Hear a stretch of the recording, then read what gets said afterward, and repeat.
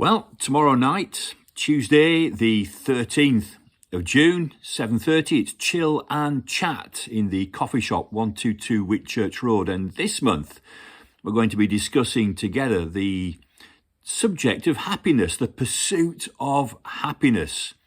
What is it? Where do I find it? What's the definition of happiness? You know, all we do is driven by this quest for happiness. It's what we all desire, but what is it? And where do I find this state of happiness?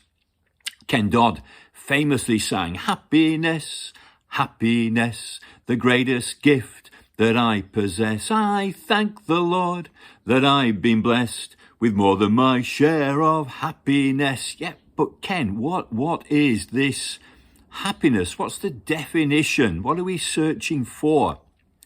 It's more than pleasure. We could define pleasure as some instantaneous, transient, passing phase of delight. But happiness seems to be a settled state. It's a long-term situation.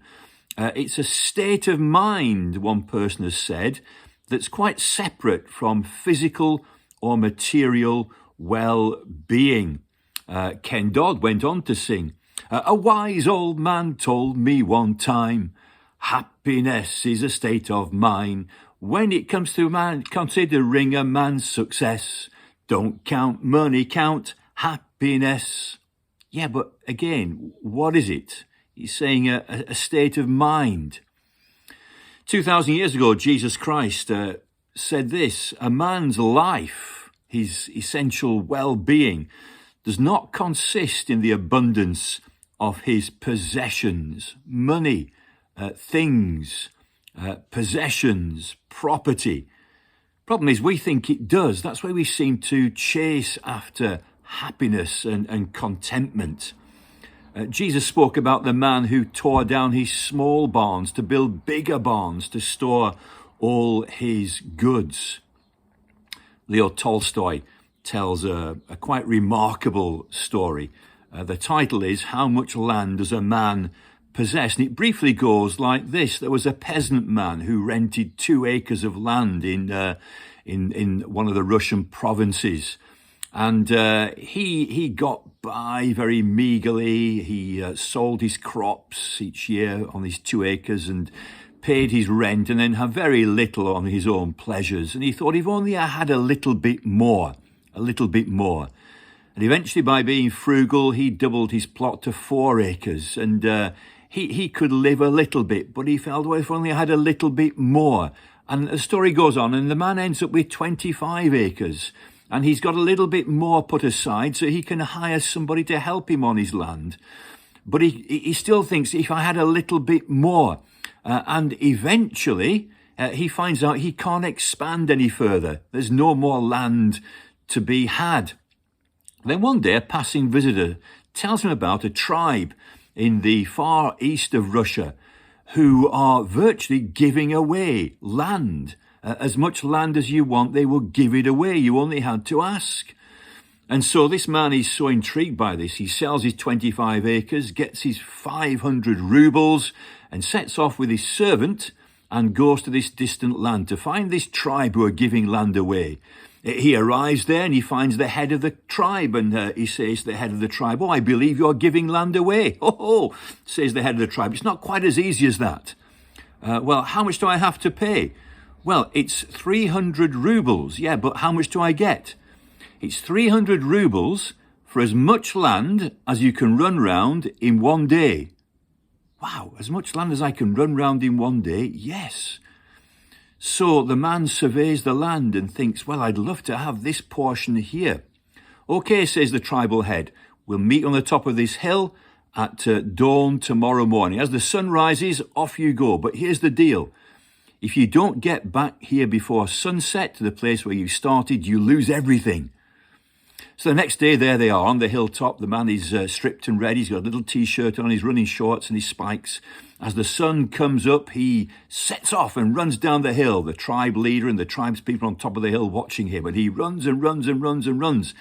And the man's thinking, I'll go as far as I can until midday. That'll be half time, then I'll turn around and head back towards the hill. And he runs and he finds a lovely lake and runs around that, and a little forest, he runs around that.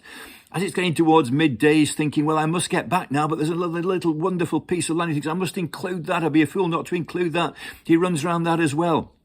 And now little hills far in the distance, the sun's starting to go down, and he pelts back towards the hill. And as he gets to the bottom of the hill, the sun's going down and down and down. He gets to the base of the hill and the sun has gone down. He thinks, oh no, I've lost everything. What a fool I've been. I should have been content with less. He looks up the hill and he sees the tribespeople jeering. Ah! When he looks again, they're not jeering, they're cheering. And he remembers that although to him the sun has set at the bottom of the hill, it hasn't set at the top of the hill. So with his last strength, he climbs up the hill, he's running up the hill, he's tearing up the hill. And he gets down just before the sun had finally set, and he touches base. And Tolstoy says he fell down dead. His servant comes along, takes his body, digs a hole 6 foot by 2, throws him in the hole, fills it in, and Tolstoy says, and how much land does a man need? Well, 6 foot by 2, and one day that's all we'll have on planet Earth. True happiness is not in the abundance of a man's possessions. We think it is. So what is it? And where do I find it? 3,000 years ago, a man called King David wrote a poem. It's in the Bible. It's there as Psalm 1. Happy is the man who delights himself in the law of God, the commandments of God, looking to follow God's ways. 2,000 years ago, Jesus Christ said, happy are the poor in spirit. Happy are those who mourn. Happy are the meek.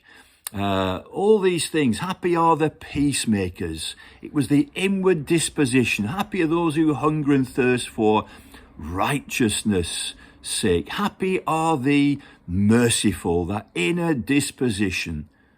Blaise Pascal said, within every human being is a God-shaped vacuum. And my friends, true happiness is found in the ultimate relationship, our relationship with God. How do we have that? Only through his Son, Jesus Christ. Tony Hancock, very funny man, left a suicide note saying true happiness is impossible to find. He had everything, fame and fortune and possessions. It's impossible to find happiness, said Tony Hancock. Not true. He was simply looking in all the wrong places. Well, let's discuss together this great subject, the pursuit of happiness. 7:30 in the coffee shop, 122 Whitchurch Road tomorrow. Hope to see you there.